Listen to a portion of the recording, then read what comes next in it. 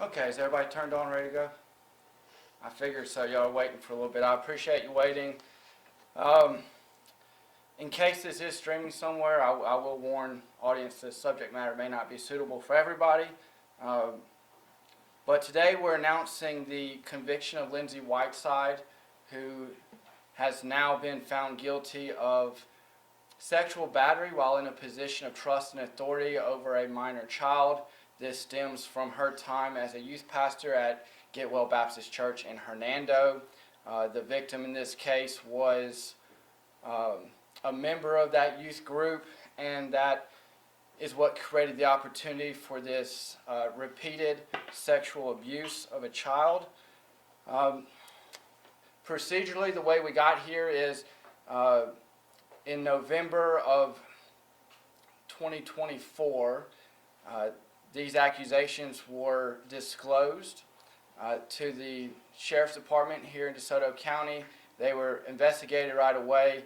Our office was able to secure an indictment in less than a month after the investigation started. The case that was put together was very, very good. Maybe the strongest you could hope for in a situation like this. We had 64,000 pages of printed out text messages. We had handwritten letters that were on church stationery. We had just a mountain of evidence. It was overwhelming proof. There was no way Lindsey Whiteside would have ever been able to get out from under the pile of evidence. So she did ultimately plead guilty, knowing that a trial would be it would not be a worthwhile endeavor. So she pled guilty really out of necessity. She had no chance of going to trial. We did that earlier today. It was immediately followed by a sentencing hearing. We, as the state of Mississippi, and on behalf of the victims, requested the maximum sentence, which is 30 years. And I don't mind just saying it frankly. I'm extremely disappointed. The sentence ended up being 3 years of house arrest, followed by 7 years of post-release supervision, for a total of 10 years of supervision. This sentence is an absolute abomination of justice. It is not right. It is everything is wrong. This is the reason why people question whether our institutions actually serve victims. This is the wrong message. It is very, very difficult for a victim of a crime, especially a child, to come forward and then to have her voice silenced by a horrible, horrible sentence. Miscarriage of justice makes it even more difficult for future victims to want to come forward and be brave. I want to commend the victim in this case and her family. I've rarely seen such a display of courage and faith, and I consider it one of the privileges and honors of my career so far to have represented them in this process. I'm very disappointed that we did not get a result that I think was appropriate, but I am very proud that our victim did what she was supposed to, and that was speak up for herself. And even though we did not get the result we wanted, that will never be taken away. Lindsey Whiteside will have to register for the rest of her life as a child sex offender, which would hopefully be a mark to show society that she is the worst type of menace that can never be trusted. She was trusted with a congregation. She was trusted with children, and she betrayed that trust. She used the gospel of Jesus Christ as a weapon. She used the vulnerabilities of a child who was going through personal struggles to gain access and manipulate an entire congregation, but even worse and more specifically, she manipulated a family through a undeniable pattern of abuse that started with several months of grooming and then several months of prolonged and repeated sexual abuse in the worst type of manner. I cannot summarize the entirety of this abuse in a short press conference. Suffice it to say, I sincerely believe that if this was perpetrated by a man against a young woman, that we would have seen something akin to 20 years in prison. I think that she is the benefactor of a very wrong double standard in society. I think that it is high time for people to start paying attention to what goes on in our court systems, because this is an absolute travesty. It is not right. I condemn it in every way. I am quite frankly somewhat ashamed to be associated with a system that has performed so poorly in this matter. We have advocated as zealously as we possibly could. We put forth as much evidence as we could have ever hoped for, and this decision is quite frankly just poor.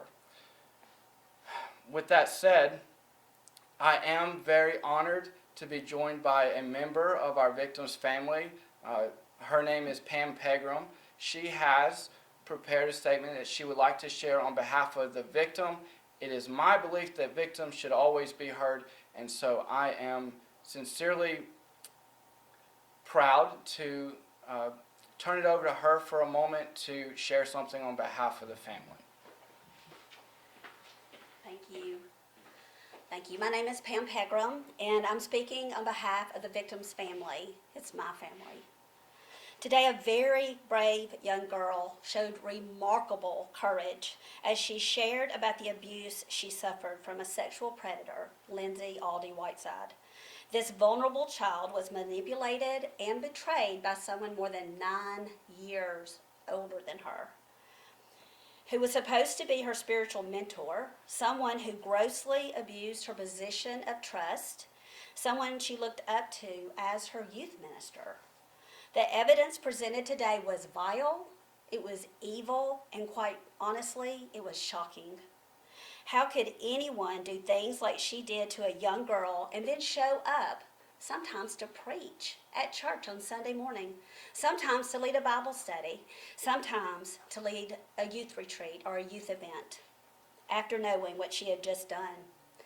Today, in Lindsey Whiteside's own words, through her text messages and her letters, we saw the depth of depravity, deceit, and deliberate efforts to hide her twisted actions. The pain and the suffering this victim and her family have experienced are beyond words. This trauma has touched every part of their lives, yet it does not define this victim or her family. As believers, we know that God will redeem what has been lost, and He will use this devastating season to grow us and strengthen us and draw us closer to Him. For almost a year, our family has remained silent, waiting for this day when truth could finally be revealed. During that time, we have heard the rumors. We have read the comments. And we have listened to people's opinions who did not have any of the facts or any information to base those on. That has only deepened our pain. Let me be clear. No adult should ever engage in sexual contact with a child in no way, shape, or form. The victim is never at fault. This adult could have any time said, "Mom, help me. Pastor, help me. Friend, help me." She never did. She plotted and she planned and she deceived and she manipulated so that she could have her way. When you support the offender, you re-victimize the victim. Y'all, this is why victims don't come forward and tell their story. Still, our family, we will stand firm in our faith. We believe in truth, justice, and even forgiveness. But can I tell you, forgiveness is hard. It is challenging, and it may be a day-by-day decision that we work our way toward. Now that Lindsey has been found guilty, I really wanted to say that justice had been served. But y'all, it has not been served. She gets to go home and put on her favorite pajamas and cuddle up in her favorite chair and hang out in her safe place, where she entered into our family's safe place and destroyed that. It became a place where she pursued the victim. How is this fair? How is this right? And the judge said that prison was for people that we're afraid of. Y'all, isn't prison a place for people who commit crimes, regardless of what they look like and regardless of whether you know to be afraid of them or not? I mean, like Matthew said, it would have been so different had the offender looked different. Can we all agree? Oh, but I have to say, for those of you who have prayed for us, for those of you who have supported our family during this horrific time, we are forever grateful and we appreciate you. Ma'am, can we get you to spell your name for us? Yes. My name is Pam Pegram, it's P-A-M. Last name is P-E-G-R-A-M. Thank you. So, with that, I would just add briefly before I take any questions that it is true that when you support the abuser, you re-victimize the victim. And for that, that's part of the reason why I was so disturbed by the amount of pedophile sympathizers that wrote into the court. And specifically, Michelle Henley is an elected member of our school board. Our victim at the time was a student at one of the schools that Michelle Henley is supposed to help govern. And yet she wrote a letter in support of the defendant, that she testified on behalf of the defendant's good character, which I submit there is no good character to somebody that would sexually abuse a child. That I don't care how much good you've done in the world if it's followed up by committing a repeated sexual act against a child. This is somebody that was not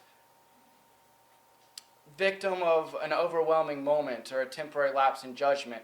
This is more akin to an adult lioness stalking prey and then pouncing when it was least expected, and then continuing to do so over and over again. Lindsey Whiteside committed sexual crimes against this victim while on church trips, while on a bus with other kids, put a blanket over the victim and then sexually abused her while in the presence of church leadership and other children, and then preached about Jesus. We're talking about that manner of depravity. It's awful. Because Michelle Henley is in a position of authority and trust over children, and yet sides with a child predator, I believe she's not fit to be on our school board. I have given her a letter today demanding her resignation, and I hope she will, because we can have no faith in an institution that protects child predators. We cannot expect children who are victims of crime to tell their teachers or administrators that they have been victimized when an elected member of the school board is advocating for a known convicted sexual predator. It's inexcusable. She has shown tolerance where there can be none. She's got to go, and quite frankly, any teacher or vice principals that wrote in on support, they should likewise be gone. I would never send my kid to an institution where the adults in the room are not taking care of the kids, period, full stop. With that being said, now that my tangent is over, I will take any questions you may have. Yes, in the back. Martin Stone, Fox 13.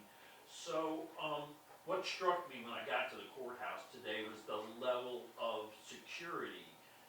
When I Googled what this story was about, it didn't tell me that there were two sides in terms of people supporting the defendant, people supporting the family. Can you talk about why that, I counted 13 deputies in the court? Yeah, I think the divide comes from a lot of people in Get Well Church leadership and members have offered a great deal of support for the perpetrator who used to work and worship among them. Then you have the defendant's family were lifelong educators, so they have friends in the school system. They called upon those friends to write letters of support. And so we have this great divide that's hard to reconcile, where you have church people and school people supporting a perpetrator for a child crime. And that will certainly draw out the type of emotions you would expect. So as a precautionary measure, certain things were put into place for security purposes. And Go ahead. I was going to say, and the other thing that struck me is before the judge, what was his name? His name is Andy Howarth, and the backstory there is Judge Wilson and Judge Chatham, who were the only two judges we had at the time this case was indicted, both recused themselves, stating that they had personal relationships with the defendant's family or shared community interest, which would be church, basically. And so because both of our judges recused themselves, we were then left with the liberal judge from Oxford who thinks that child predators shouldn't go to prison because he's not scared of them. And he also said that nobody was gonna be happy, but I don't think that's quite true. No, I actually saw the defendant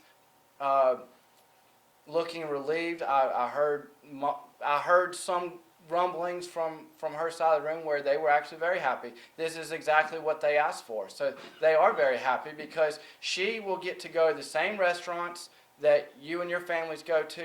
She will continue to have access to people's kids, and she will live her life as she always does as long as she registers. When that verdict came down, you talked about disappointment. Was there anger or rage as well? So I typically don't criticize a choice that a judge makes, and I certainly would never criticize a jury. In this case, we have a judge that acknowledged great harm being done to the victim and then essentially did nothing about it. And so it would be it'd be a little self-serving for me to pretend like I don't have a little rage or anger. I certainly do. I think the broader problem is the implication a sentence like this has on the community, because you can't. How are you going to trust a system that lays down for a perpetrator like this? So I know we had a question here and then there. You kind of covered it, touched on it, Okay, yes. Judge. In your capacity as a DA, can you ask for a sentence review to see if you can be handed a harsher sentence? So we do not have the option for any type of appeals or sentence reviews. When a circuit judge makes a decision, that's just a decision. That's why elections are so important, because voters are the only person or the only people that have any sort of oversight on a circuit judge. The best I can do, and it's a little early for me to really be able to give any indication whether it would help, but I do plan on taking my case file and the transcripts to the federal prosecutors, letting them know what a horrible miscarriage of justice this was, and see if, based on the fact that she crossed multiple state lines to do this type of offense in other jurisdictions, if we may be able to get her prosecuted through a neighboring jurisdiction or maybe our partners in the federal government. I will certainly do everything I can to advocate for my victim, no matter what juncture of the proceedings we are. I can't personally prosecute or appeal anything, but I will certainly appeal to prosecutors in other jurisdictions, share evidence, and plead for them to pick this up so that hopefully she'll be properly punished. If you could, Let me go over here yeah, real go quick. ahead, go ahead. Oh, I just wanted to ask, we were supposed to start at 1, was there anything in the courtroom that held it up longer than the intended time? I think maybe there were more people coming in than were maybe expected, and so they're giving some time for that to settle off.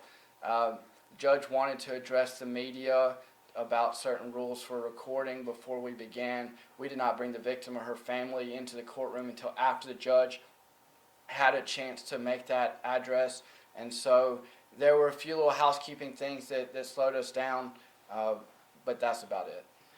If you could sit down in a room with Ms. Whiteside, what would you say to her?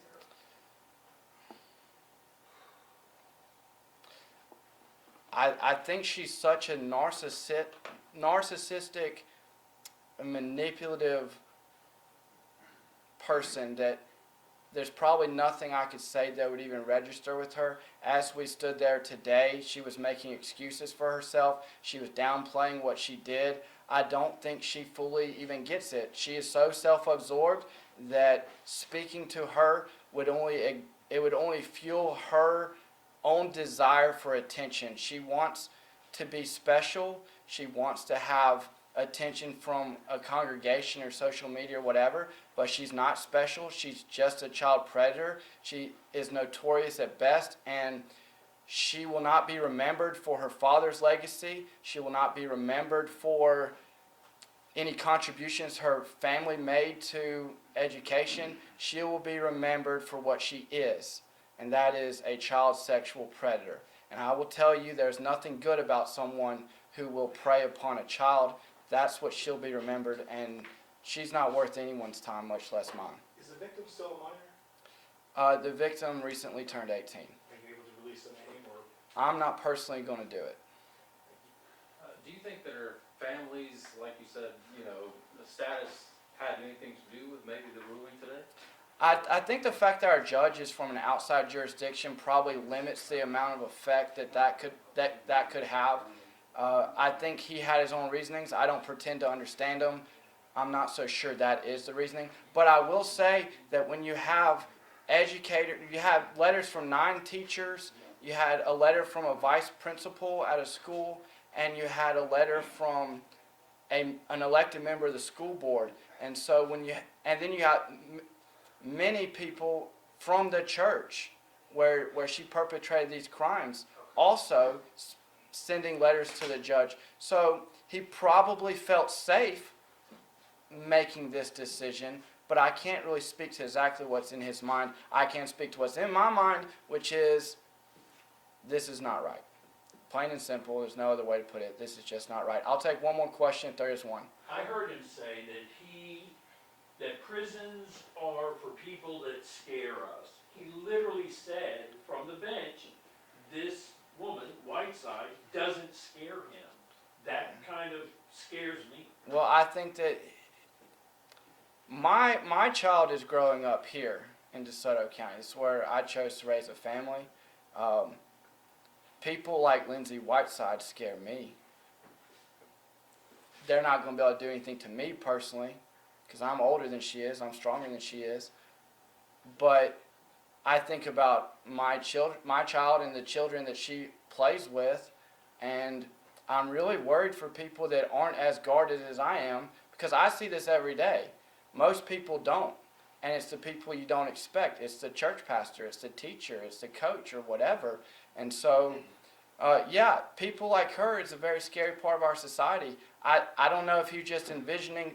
Look, I come here all the time. Y'all hear me. I say, stop Memphis, save DeSoto. I'm very critical of Memphis criminals that come down here and perpetrate violent crime. I talk about it all the time. You don't have to look like that or act like that to be an absolute menace to society. I think that preying on a child sexually is very much more egregious than a lot of the crimes I'm seeing people in prison for every single day. There's no way to balance or rectify that. I think you have one. I'm going to call it, that's Yeah, it. I have one more. Without going into graphic detail, what type of behavior, as far as manipulation, are we talking about? How long did this occur? I mean, she would bring alcohol to a kid. She would bring alcohol to a kid. She would buy her parents like concert tickets so they could have a night out, and she would volunteer to babysit. She would make reservations, say, "Hey, I can babysit." She was in charge of logistics for the church group when they would take kids on youth trips and church camps, things like that. And so she had the logistical control to determine where children would stay, what rooms they would stay in, what beds they would be in, dormitory arrangements, things like that, where they'd sit on the bus, whatever. And she would use that logistical control to isolate the victim away from everybody else so that she could perpetrate these heinous acts while on duty as a youth minister. She would, I would just encourage, all the prototypical grooming practices were displayed by Lindsey Whiteside. I mean, we could write a book about it, but like I said, this was not a one-time deal. This was a very calculated effort to abuse a child, and I think anyone that supports that should be ashamed. And that's all I have to say. Thank you. Thank Do you have you. Sir, do you have a list, an official list of the charges against her? Is it? It's just one count of sexual battery of a minor while in a position of trust and authority. I just